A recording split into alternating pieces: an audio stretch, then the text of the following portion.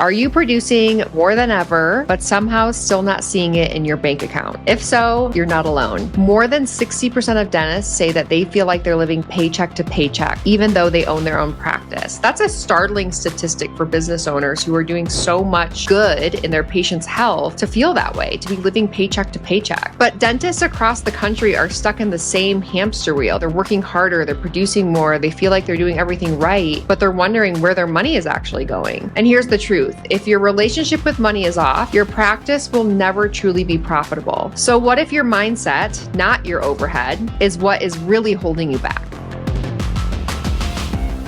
Trust me, you're going to want to hear this because we're covering a lot today on what could be a turning point you've been waiting for. Welcome to the Next Level Practice podcast, where we don't just talk about the business side of dentistry, we fix it. I'm your host, CEO of Next Level Practice, Kelly Dahmer. And today we're going straight into one of the biggest practice killers hiding in plain sight, which is your relationship with money. You might think that you have a production problem, but more often than not, you have a collection problem, a utilization problem, or even a mindset problem. I was speaking with a doctor this morning who we started working with less than a year ago. And when she and I first met, she was so busy, but at the end of the month, she could not figure out where her money was going. The key thing here is that there is a difference between being productive versus being busy. Being busy is running around like a crazy person, putting out fires all day long, seeing patients. And then at the end of the day, you're like, wait, I produced $300. Obviously that's extreme, but that's the difference between productive versus busy. Now, don't get productive confused with production, because she was producing 2.1 million per year, but barely taking home $150,000 for herself. She thought the answer was more ops, more hours, more patients, but she was burned out and barely keeping her head above water. When we helped her shift her mindset from working harder to working smarter, everything changed. Everything really started to fall into place. She actually kept her same daily hours. She's taking more time off, more vacation, but she was able to tighten up her financial systems. She stopped undervaluing and undercharging for treatment. And finally, she's keeping what she's actually earning. So let's dive into how she's doing it and how you can do it too. Here's what we're going to cover on today's episode. Number one, why most dentists are addicted to production and how it's killing their profitability. How to shift from doing more to earning more with the same or even less effort. And last, the 3 money beliefs that keep practices stuck in survival mode. If you've ever felt like you're working too hard for too little, this episode is your wake-up call. Here's the deal. Dentists are trained to produce, not trained to profit. And that's a trap, especially as a business owner who spends years training clinically. And then you receive the keys to a practice, you open your business, and all of a sudden you're like, wait, P&Ls, balance sheets, cash flow, all of this business acumen that you didn't know that you needed is now on your plate. And you've been taught that working more equals earning more. But in reality, if you don't change the way you think about money, you'll just keep producing your way to burnout. I want to say that again. If you don't change the way you think about money, you'll just keep producing your way to burnout. And the previous generations,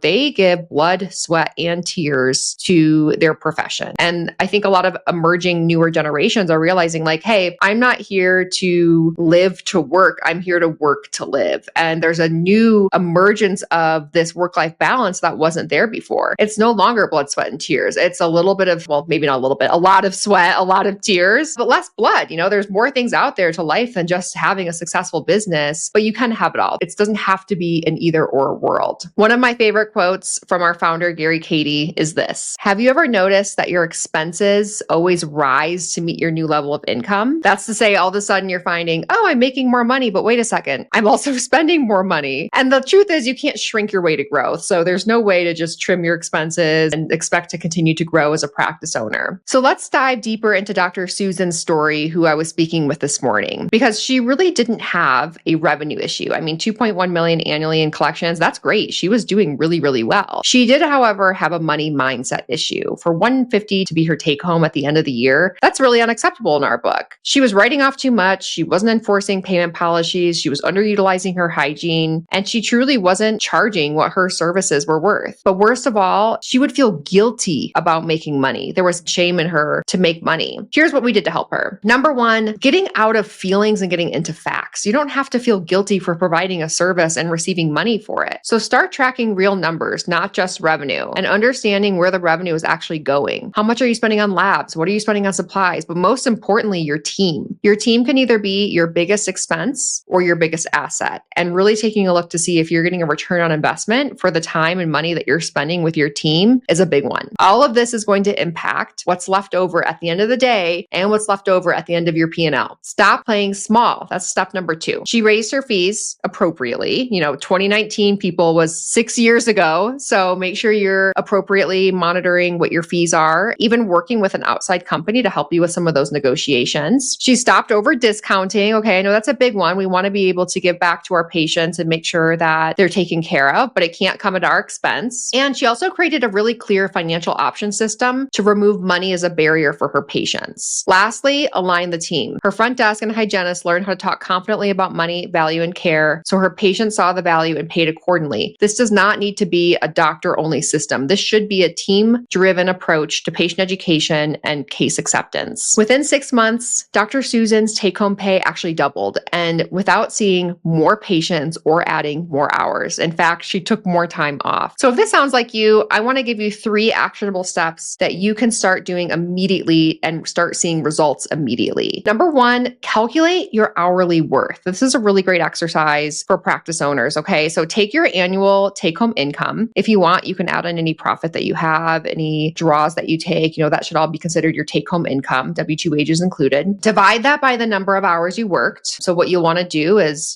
take 52 weeks out of the year, subtract how many weeks you take from vacation, and multiply that by the number of days that you work, by the number of hours you work each day. Divide your take-home pay by the number of hours worked. That's your hourly rate. You're going to be shocked. If it's appropriate, great, congratulations. If it's lower than what you thought, it's time to start making some changes and adjust that appropriately. Number 2, create a profit-first mindset. Before you focus on producing more, ask, how can I collect more of what I'm already doing? That's called running a more efficient business, right? How can I actually monitor or adjust or change or get rid of something that you're spending money on to actually have a more efficient and profitable business? Install clear financial policies, eliminate write-offs, and make sure money isn't slipping through the cracks. Step number 3 is really understanding your mindset and your beliefs around money. A lot of this is like things that are deeply ingrained in us from childhood. And a lot of times our money beliefs come from our parents' experience with money or the things that they taught us. I know our founder, Gary Cady, talks about a story about when he was younger and he shoveled a neighbor's driveway and the neighbor gave him $20 for it. He came home. He was so excited. He provided a service. He got paid for that service. And his mom was like, Gary, what are you doing? You have to go give that back. What are you doing taking money from her? And so that was like where his money journey started with like, I don't deserve to receive money for a service that I provided for this person. So really understanding and uncovering your hidden beliefs about money. Do you believe that making a lot of money means that you're greedy, that you have to sacrifice family time to be successful? Challenge that inner noise in your head. If you don't rewrite those beliefs, you'll sabotage yourself even when you do win. So let's recap the key points from today's episode. Production does not equal profitability, and being busy doesn't equal being productive. Stop chasing volume and start chasing value.